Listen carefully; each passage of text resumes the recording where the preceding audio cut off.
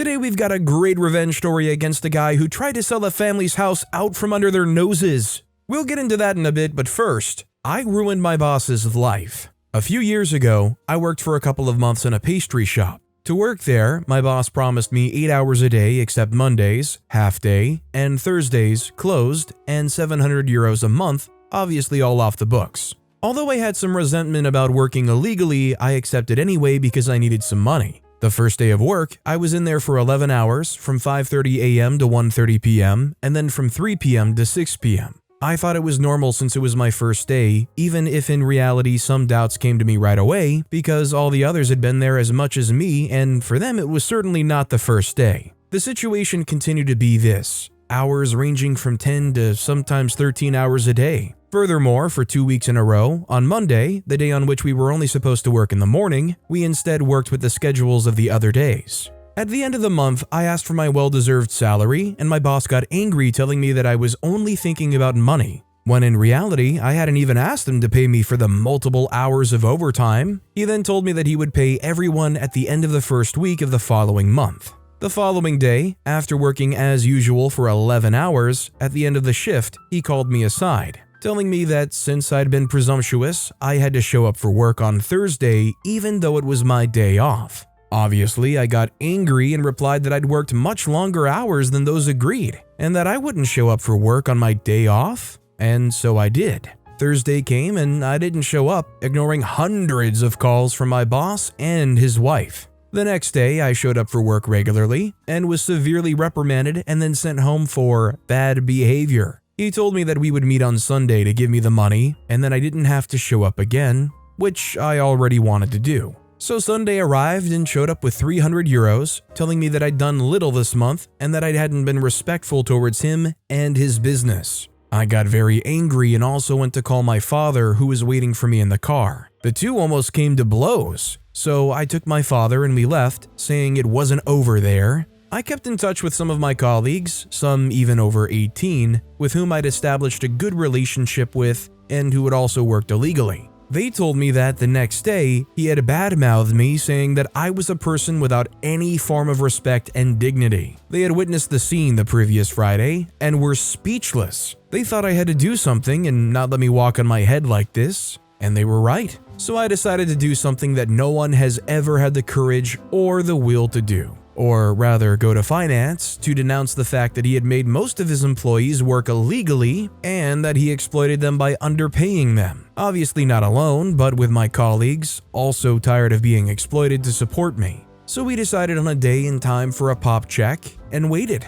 The agreed day was Saturday morning from 9 to 10, the day and time when there was usually more workload. It goes without saying that, contrary to what is thought of in Italy, sometimes justice works. And that day, finance with a surprise check discovered the whole situation and immediately closed the business. Subsequently, the owner, as well as my former boss, was investigated and sentenced to I don't remember how many years in prison. The business was seized and now his family's having to pay more than €1 million in tax evasion for other reasons related to false receipts and other things that I don't quite understand. I'm publishing this also here because a lot of people told me to publish this here. I'm just glad that OP clarified and said that at least like most of the people that were working here were tired of being exploited. It wasn't just like OP going rogue and ruining a situation where, even if they're being technically exploited, was a situation where maybe that's the only job they could get that kept them alive.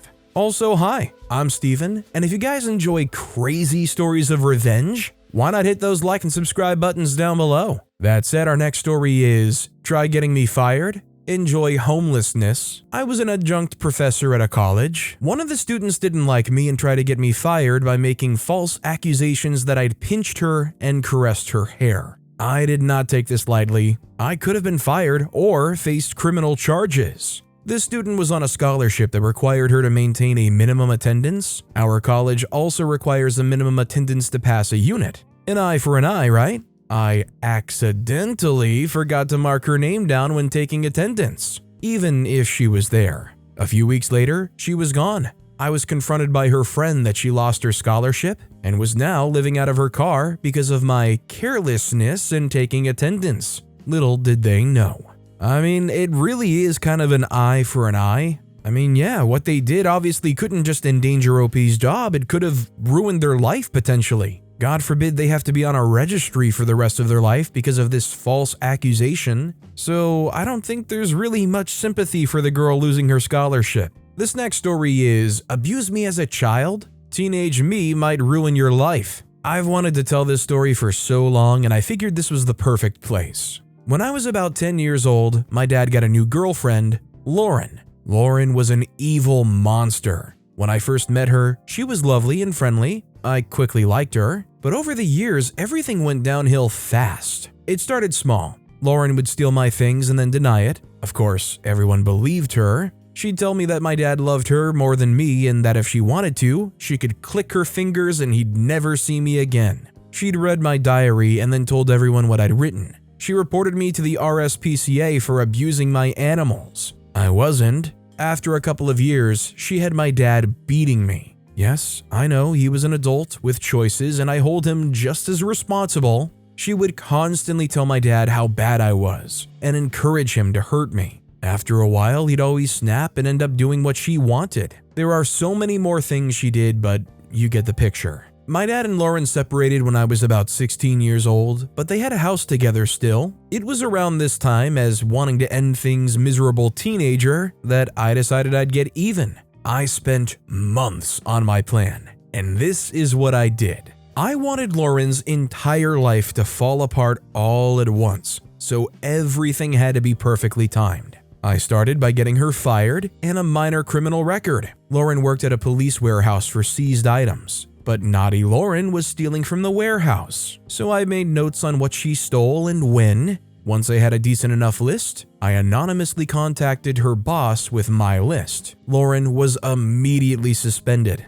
After a few weeks, she was found to be guilty of stealing. She was immediately fired and charged with theft, including theft of a Class C substance. Now, Lauren was unemployed and pretty much unemployable. On to stage 2. Lauren, with no income, needed to sell the house as she was now unable to pay her mortgage. My dad also wanted to sell so he could move in with his new girlfriend, so I made the house unsellable and pretty unpleasant to live in. My dad and Lauren were stupid and never locked their back door. I didn't have keys, so I'd sneak in when I knew they were out and hide disgusting things. Bugs everywhere, old prawns hidden under the floorboards. I even stitched some old prawns into the bottom of the curtains. Dead mice everywhere, including under Lauren's pillow. Live mice in the pantry. The house stank, and no one could figure out why. Estate agents refused to list it, or would only list it for far under the value, and potential buyers would leave quickly after no one could explain the source of the vile smell. Lauren was approaching bankruptcy. Exactly what I wanted. Only one area of her life left to destroy. Lauren had been in a relationship for a year or so with this guy. I can't even remember the poor guy's name, we'll call him John. Well, Lauren was cheating on John, and with his own father of all people, poor John proposed to Lauren. He needed to know who she really was. One day when Lauren had John's dad over, I got in the house via the unlocked back door. I grabbed her mobile, which she'd left in the kitchen. It took a few attempts and a lot of house watching to get lucky with the phone. I texted John from her phone pretending to be Lauren. I told him I was sick and asked him to come over. Of course, good old John rushed over. I unlocked the front door and texted him, letting him know to let himself in as I was in bed sick. I left and hid around the area. The drama was intense. Lauren and John's dad, half naked, chasing after John in the street, screaming, crying. I think John might have even punched his dad before driving off. Obviously, the relationship was over, and John's dad even ditched her in an attempt to get his son's forgiveness. So Lauren was alone, broke, unemployable, facing charges, and about to be bankrupt. Sadly, I don't know how the story ends. I cut contact with my dad around that time, and thus my connection to Lauren was gone. I do remember my dad mentioning her wanting to end things right before we stopped speaking. So in my eyes, my goal was achieved. I didn't need to see the fallout anyway. Just knowing what I'd achieved was more than enough for me. And that's the story of how I got revenge. Writing it out, I realized how unreal it sounds, but that's the whole story. What's crazy here is OP managed to find all of these ways to ruin all of these independent things in her life, all without her even having a whiff that it was OP pulling those strings. Well, as long as you don't count the smell of the mice poop, the bugs, and the prawns.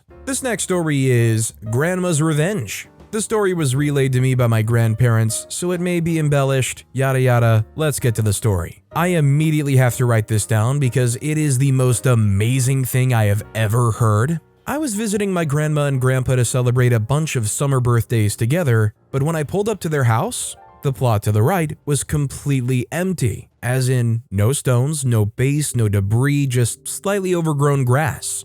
Grass, where there used to be a house. When the hellos were said and the party started, I absolutely had to know what happened. So I went to ask my grandparents, and goodness gracious, I was not expecting the roller coaster of a story they told me. A couple of years ago, my grandparents had some very unpleasant neighbors. Loud at all hours, trash in the yard, arguing with other people on the street, just absolute nuisances. It was a husband and wife, and their adult son who would come and go irregularly. The wife would get into arguments with anyone about anything, and the husband would physically intimidate the people who spoke up for themselves. They weren't sure what exactly was the deal with the son, but it couldn't have been anything good as it was well known he'd been in the county jail more than a few times. The house apparently reflected the tenants, as it looked awful. It was sagging and dilapidated, loose beams and peeling paint, but nothing was ever done about it due to the guy who rented out the place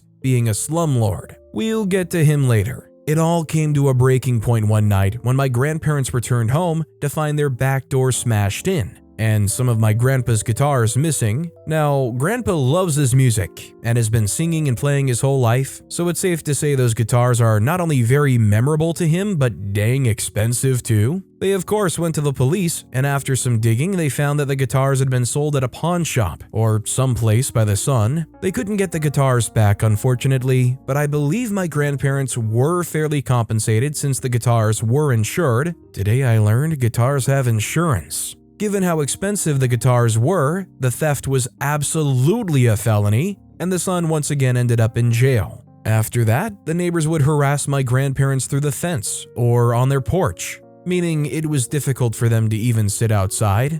They would call them foul names, throw trash over the fence, and the husband would still try to get physical. Now, while my grandpa is a very chill and mellow guy, my grandma will take crap from no one, especially not jerks like these. So what did she do? She got the house condemned. It was easy for her to do, really. She called the local authorities, general attorney, property manager, I don't know, and they came and did an inspection, though it was clear by the outside of the house that it hadn't been properly maintained for a long time. One call led to more calls, and the property was deemed unfit to live in, which forced the rude neighbors to move out. I'm not sure what happened to them or where they went, but supposedly they were put up in a nearby hotel by the slumlord until the house could be fixed. Ooh, foreshadowing. Now enter the slumlord. Of course, his tenants told him who had reported the house, so of course he's upset with my grandparents. Rather than fix the house though, he gets aggressive the first day he's there, yelling at my grandparents about how they're idiots for reporting him and how they've cost him a bunch of money, and he's gonna sue them and on and on. It gets to the point where the across-the-street neighbors called the local police to come defuse the situation, which they do. A few weeks pass and my grandma hasn't seen the slumlord or anyone around to fix the house. Not being one to let things go easily, grandma starts making frequent calls to a bunch of services, reporting the house and its lack of progress. Each time, the slumlord's truck would appear for a day and then leave without changing a thing. Grandpa said he would block in their driveway, but since they stay home most of the time, it wasn't a major issue. Grandma disagreed. Finally, my grandma had complained enough that officials came out and condemned the house for demolition. This had two major effects. First, the rude neighbors were now practically homeless, since as soon as they and the slumlord ran out of money to pay for the hotel, they'd be stranded. Second, the slumlord still had to pay a crapload of fines for the state of the house. The rest is more his fault than my grandma's actions, but he would refuse to pay and refuse to show up in court, leading to a warrant being put out for his arrest. A few months ago, the demolition teams came and tore down the place, leaving the lot perfectly barren. They even removed the driveway, so now it just looks like an extension of the side yard. My grandparents were not sure of the final state of the neighbors and slumlord, but my grandma looked very pleased with herself as she finished her story. I love her so much. Can we point out the true driving force in this story though? It's the actual city officials who actually gave a crap to do anything. I feel like whenever you hear a story of somebody complaining about some house that's condemned or whatnot, it's about how nothing is being done and how nothing will be done. Our next story is mess with my kids, lose your house. I've, male 50, got 2 stepsons, who I just call my sons as I've been in their life since 8 and 10 and are now young men. My wife and I made it a point to have a great relationship with their dad, Jason, and made sure he had a chance to be around as much as possible, even staying at our place frequently to be around his boys, as he lived over an hour away and couldn't afford to live closer. Jason had a crazy ex-girlfriend who had tried to claim they were married, variously saying common law or that they were married in secret or married on an Indian reservation, but he had a restraining order out against her because she was nuts and tried various ways to screw up his life. The ex is a horrible person. She had been arrested several times for forgery and fraud. She and Jason had a fiery relationship, but he had it in his head that he should make it work, as he did like her daughters and grandson, but the ex got him sent to prison for violating his probation when he left the country to go to his mom's funeral and hadn't filed an appropriate form. I'm a little unclear on this part, but she played a major role in it. After he got out several months later, she wanted him back and he wasn't having it. He made a clean break, moved to a new town, but she continued to harass him, thus leading to the restraining order. She would send texts to people pretending to be police investigating, saying he was drunk driving or taking drugs, or pretending to be friends or family to spread rumors and hurt him. She even sent texts to my kids from burner phones pretending to be other family or friends, saying awful things about their dad. Jason died unexpectedly of a heart attack, and it was a shock to us all. He was finally living in peace, had great relationships with friends and his sons, and was the happiest he had ever been. He didn't have much. He lived in a single-wide trailer a friend had let him stay in for free, some boxes of tools, old comics, video games, D&D books and modules, mementos from his times in the Marines, and an old 2009 pickup which, on several occasions, he had promised my oldest son, let's call him Paul. Jason didn't have a will, and my wife became the executor of the estate because at the time of death, both the sons were minors and sole heirs. We packed up the things out of Jason's trailer and took the truck, which had Jason's name on the title but had to wait for the death certificate to retitle it in Paul's name, but the ex called Jason's sister, demanding the truck, saying it was hers, and posting on Facebook she was reporting it as stolen, etc., which really ticked me off. After we got the death certificate, we went to the DMV and found out she had stolen the title to the truck by forgery, saying she was the only heir and we couldn't transfer the title. My son was driving around with a packet documenting everything in case he was pulled over for driving a stolen vehicle.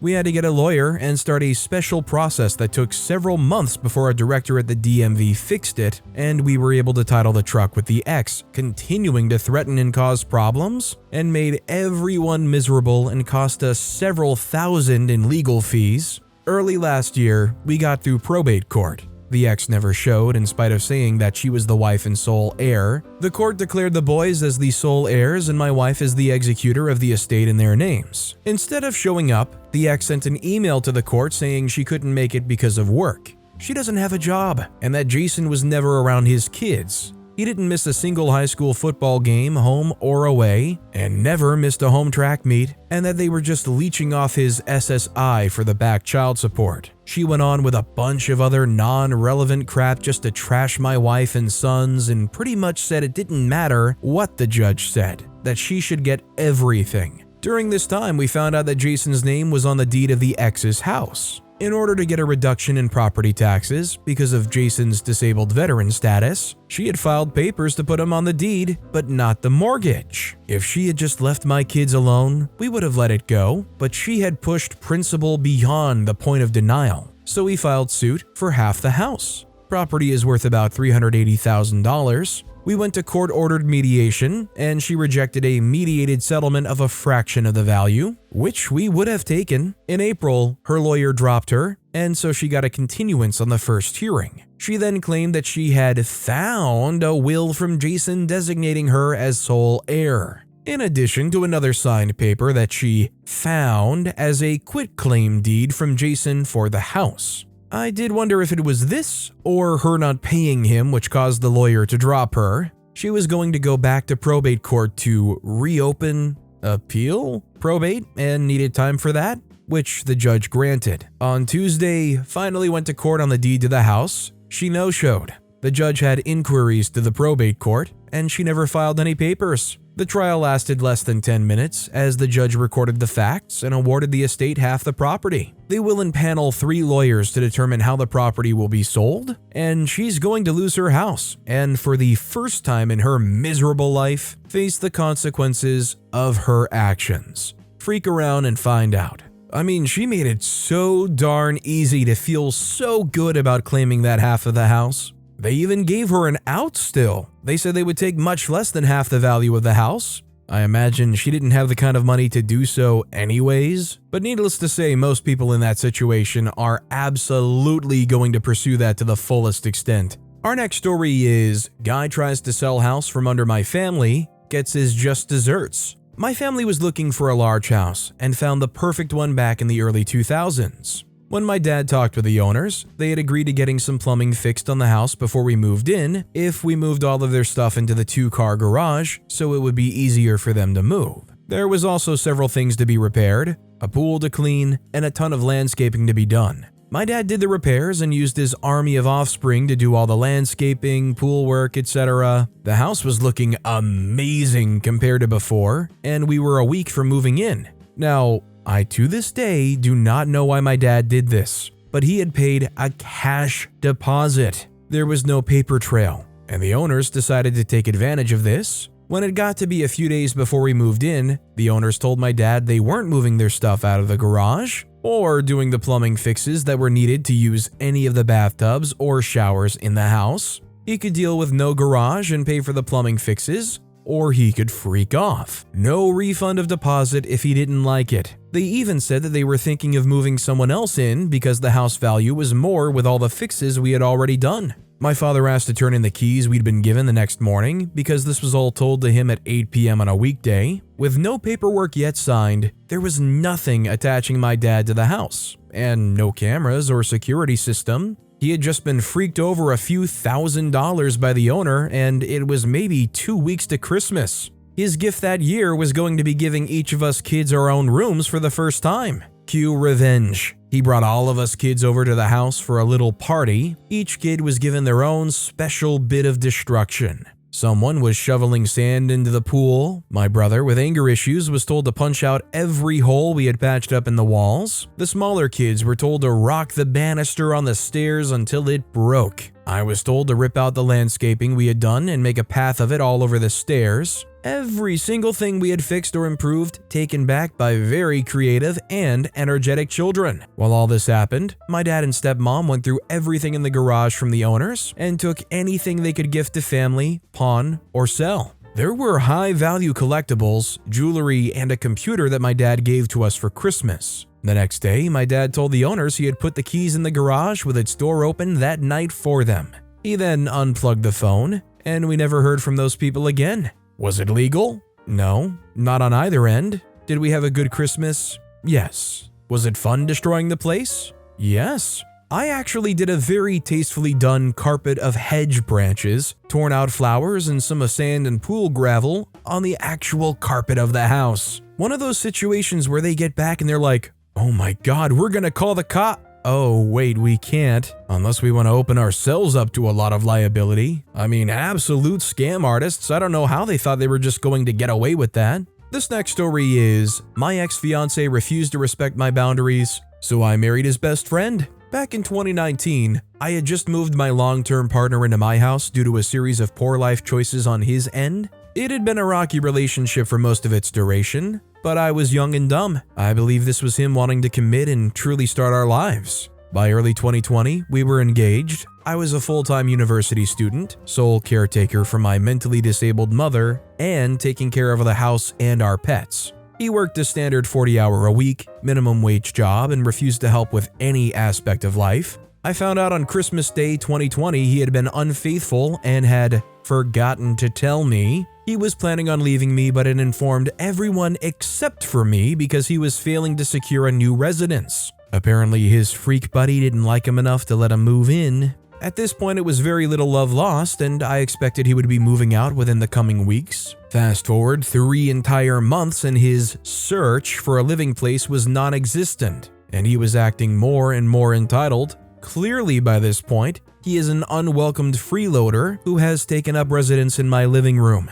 I was about to secure an eviction notice to get him off my couch. He began swiping Tinder with his phone volume loudly on. I told him not to do that in my presence as it was highly insensitive to do in my home, and he could do it in private. This continued, so I told him I would sleep with one of his friends. It was said in a moment of anger and more of an empty threat at the time. However, I am known for seeing goals to their completion. I messaged the guy who was supposedly my ex's best friend and the best man for the wedding. It turns out he didn't even consider my ex a close friend, and my ex had acted similarly terrible to this guy previously as well. We bonded over our terrible experience, hit it off really well in general, and started dating. I was upfront about what the catalyst for me to reach out to him was. After 2 years of dating, we were married April 2nd. He watched me graduate with that bachelor's degree my ex disliked. I'm halfway through my master's, and my husband works in a specialized, steady field that supports us. Last I heard, my ex got kicked out of his dad's house, never was able to officially date his side chick, and has not made any choices to better his life. It's pretty crazy sometimes the stories of how you find love in literally the most unlikely of places. OP's story kind of reminds me of a story I heard about the singer Shania Twain. I guess at one point her husband had cheated on her. The husband of the lady he cheated with ended up getting with Shania Twain and they married, and I guess the 2 original cheaters also married, so it was like a weird wife swap moment. But be rest assured, I don't think it was a friendly exchange. It wasn't on good terms or anything. But with that being said, that's all the time we have for today. Now, if you want to hear another absolutely crazy revenge story, check out that video on the left. Or if you missed my latest video, check out that video on the right. That said, I'll see you all next time with some more stories.